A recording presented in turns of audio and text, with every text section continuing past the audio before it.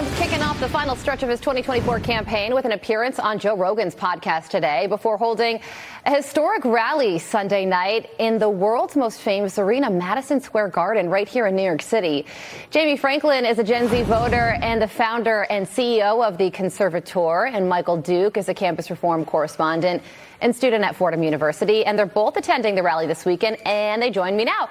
Good morning to you both. So, Jamie, I'll start with you. Why are you going to be going to this rally on Sunday, giving up part of your weekend when you could be doing anything else? I love going to President Trump's rallies. I was just in the Georgia rally in Duluth, and it was amazing. I worked on his presidential campaign in 2020, and I will say I've never seen energy like this. His rally had the most young people I've ever seen. It was the most diverse rally I've ever seen, and the energy was just through the roof. I recommend anyone in any of the swing states where he's coming to get out there, and if you can still get to the Madison Square Garden rally, I would go there as well. I think it's going to be amazing. Okay, so Michael, Donald Trump was in Nevada yesterday. He spoke at a Turning Point rally in Las Vegas last night. Turning Point's, of course, an organization for young people. And take a listen to what he said about the direction he thinks the country should go in. Watch this. We will teach our children to love our country, to honor our history, and to always respect our great American flag.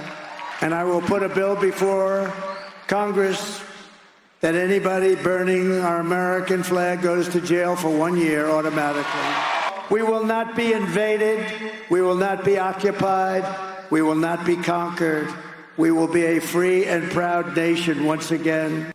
Okay, and I want to play that because for a while now, the popular opinion among young people, certainly Hollywood, is that our country is terrible. We have a history of colonization founded on oppression. But you say that you've seen a real shift in how young people feel about this country, and that could lead to how they feel about Donald Trump. Yes, exactly. Much of what I've reported on for the Leadership Institute's campus reform revolves around anti-American sentiments, whether that's in my backyard at Columbia University or on my home turf at Fordham. Young students are slowly shifting a little bit to the left, but the vast majority, and oftentimes referred to as the silent majority of students, are conservative, libertarian, or independent, leaning right.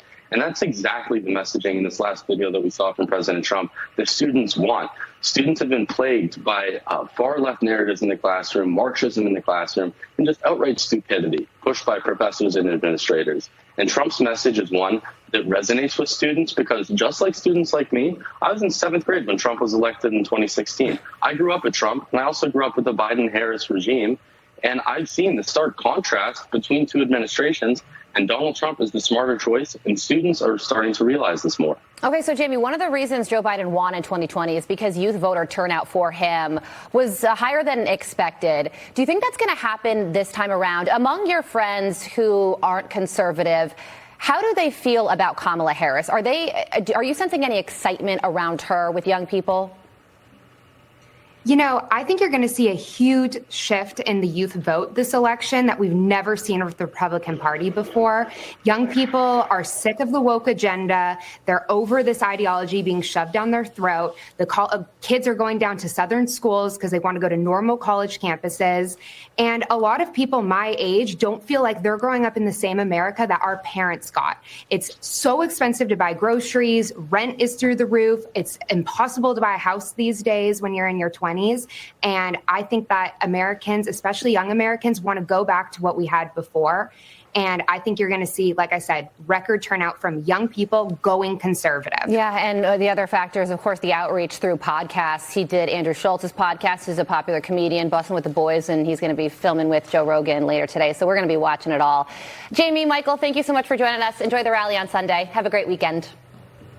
Thank you. You're very welcome.